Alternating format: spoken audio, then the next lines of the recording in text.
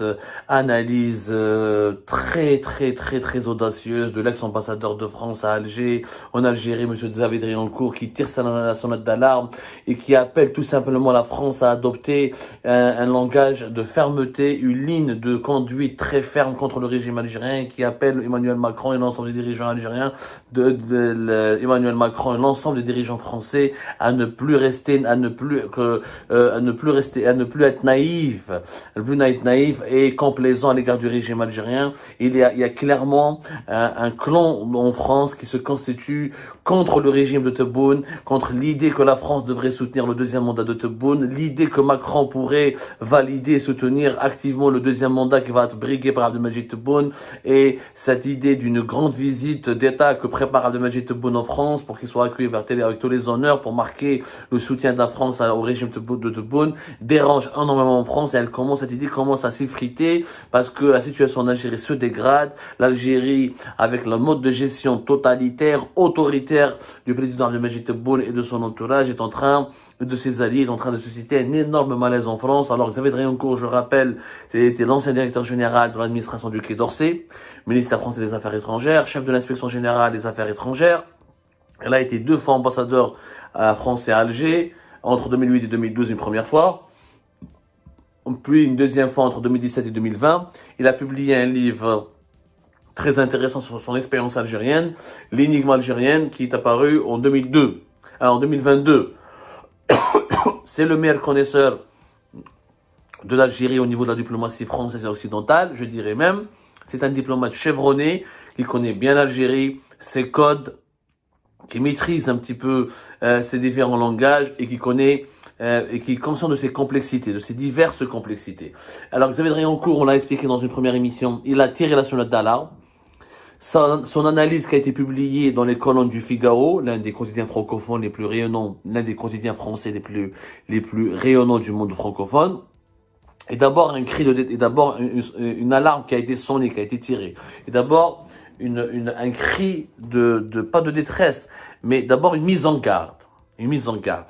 Comme on l'a expliqué dans la première émission, l'Algérie est en train de s'effondrer. Elle est en train de s'effondrer. Politiquement, elle devient trop rigide et à un moment donné, l'implosion va avoir lieu. À force de trop emprisonner, de trop réprimer, de trop dominer, de ne pas laisser les gens respirer, à force d'empêcher l'opposition, d'empêcher la liberté de la presse, d'empêcher la liberté d'expression, à force d'écraser toutes les libertés publiques et individuelles, eh ben ça va finir par exploser.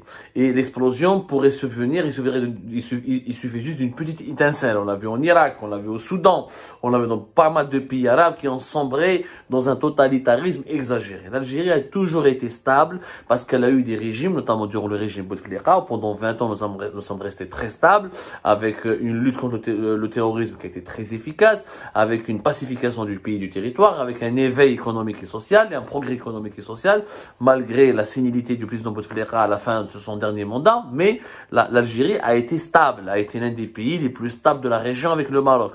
Le Maroc et l'Algérie se sont distingués par leur stabilité dans le monde arabe et musulman. De 2010, notamment de 2010 à 2020. L'Algérie a été stable parce qu'il y avait toujours un seuil de liberté publique individuelle, parce que les Algériens pouvaient respirer dans leur propre pays, ils pouvaient participer ils pouvaient faire de la politique dans leur pays, il y avait une liberté d'expression, il y avait une presse libre, il y avait des journaux, il y avait des caricaturistes, il y avait des associations, il y avait des mouvements de l'opposition, il y avait une soupape, il y avait un défouloir. Donc les Algériens n'étaient pas étouffés. Quand un peuple est étouffé, à un moment donné, surtout quand il s'agit d'un peuple comme le peuple algérien, qui est jaloux de ses libertés, qui est amoureux de la vie, un peuple qui est passionné par la vie, donc à un moment donné, il y a des radicalismes qui se créent. Il y a des dérives qui vont se mettre en place et qui peuvent menacer la sécurité nationale. C'est ce qu'il explique Xavier Driancourt dans son analyse.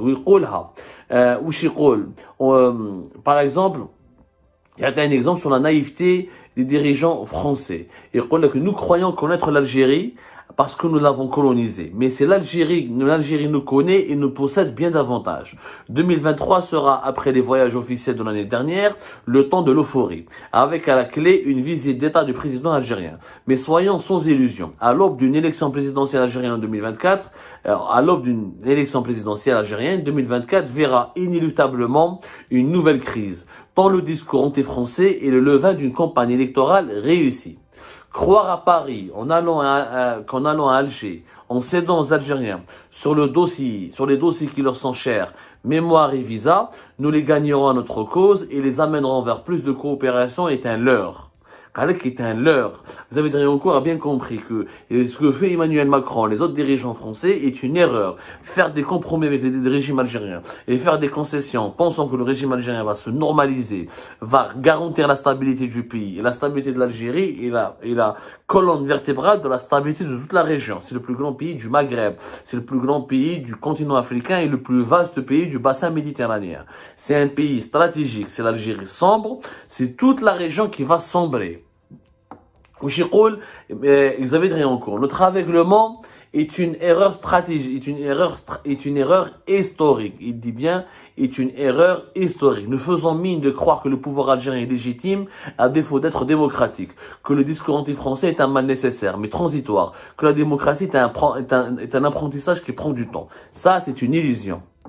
Il dit que les militaires qui dirigent le pays n'ont pour leur part ni état d'âme ni scrupules. Quand il s'agit de la France, là où nous voyons un discours rationnel et des arguments cartésiens, eux voient inconsistance, naïveté, méconnaissance du système et pour tout dire angélisme. J'imagine les regards échangés lorsqu'après le départ de nos dirigeants, conférences de presse expédiées et communiqués signés, ils revenaient à leur occupation avec le sentiment d'avoir une nouvelle fois embobiné leur partenaire pour un discours culpabilisateur. Pour lui, Xavier Driancourt, c'est courageux de le dire avec autant d'honnêteté et d'audace et de clarté. Pour lui, les dirigeants algériens sont en train d'embobiner la France, sont en train de l'arnaquer. Et la France est en train de tomber dans le piège. Il lui dit très bien que l'Algérie d'aujourd'hui, ce que la France refuse de comprendre et de voir, c'est que l'Algérie d'aujourd'hui va mal, beaucoup plus mal que les observateurs ou les rares journalistes autorisés le pensent. 45 millions d'Algériens n'ont qu'une obsession, partir ou fuir. Partir où? Si signé en France, où chaque Algérien a de la famille. On ne compte plus aujourd'hui ceux qui demandent un visa dans le seul but de ne faire qu'un aller simple, c'est-à-dire de rester d'une façon ou d'une autre en France avec l'espoir d'être un jour régularisé. Le choix désastreux, la crise économique, la corruption née de la rente pétrolière, le découragement non seulement des élites des grandes villes du Nord, mais aussi du peuple des